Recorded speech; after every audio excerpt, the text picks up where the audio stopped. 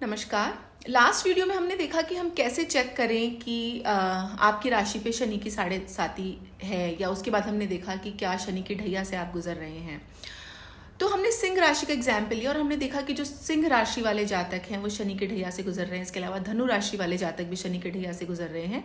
अगर हम सिंह राशि का एग्जाम्पल लेते हैं तो सिंह राशि से चंद्रमा से 8वें स्थान पर जो है वो शनि आ जाएंगे 29 मार्च से, और जो 8वें घर के जो प्रभाव हैं वो किस तरह से सिंह राशि पे पड़ेंगे ये हम डिटेल में बात करते हैं। तो ध्यान देने योग्य बात यह है कि जब 29 मार्च को शनि मीन राशि में प्रवेश करेंगे तो वहाँ पे राहु ऑलरेडी हैं।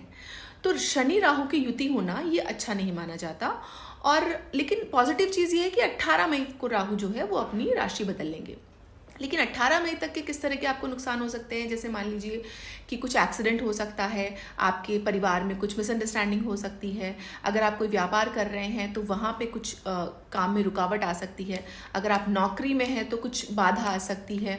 इस तरह के नुकसान आप देख सकते हैं। आपकी वाणी में उग्रता आ सकती है। लेकिन 18 मई के बाद जब राहु मीन राशि से कुंभ राशि में चले जाएंगे तब शनि वहाँ अकेले होंगे, और जब शनि 8वें भाव में अकेले होंगे तो वो एक विपरीत राजयोग का निर्माण करेंगे। विपरीत राजयोग का निर्माण कैसे करेंगे कि जब छठे, 8वें और 12वें भाव का स्वामी छठे, 8वें या 12वें भाव में ही बैठ जाता है तो उसे विपरीत राजयोग कहते हैं। यहाँ पे शनि जो है वो छठे भाव का स्वामी होकर 8वें भाव में बैठ जाएंगे और एक विपरीत राजयोग का निर्माण करेंगे। और ये समय जो है वो सिंह राशि वालों के लिए बहुत ही अच्छा है, क्योंकि शनि 8वें भाव में विराजमान है लेकिन 6th हाउस के लॉर्ड है, तो 6th हाउस के फलों में वृद्धि करेंगे। यानी कि अगर कोई कर्जा है तो इनकम के सोर्स बढ़ेंगे और वो कर्जा आपका खत्म होने के आसार बनेंगे।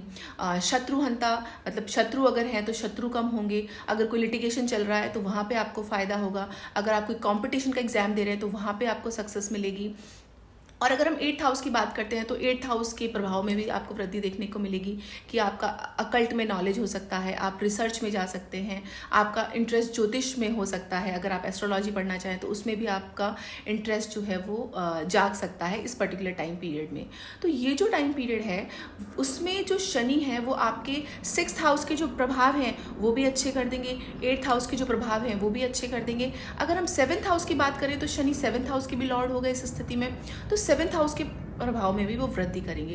लेकिन यहाँ पे 18 मई के बाद जो राहु है वो पहुंच जाएंगे, तो आपको ये ध्यान देने योग्य बात है कि वहाँ पे आपको, यानी कि अगर आपका वैवाहिक जीवन है तो वहाँ पे आपको थोड़ा सा संभल के चलने की ज़रूरत है, क्योंकि राहु वहाँ पे उपस्थित है।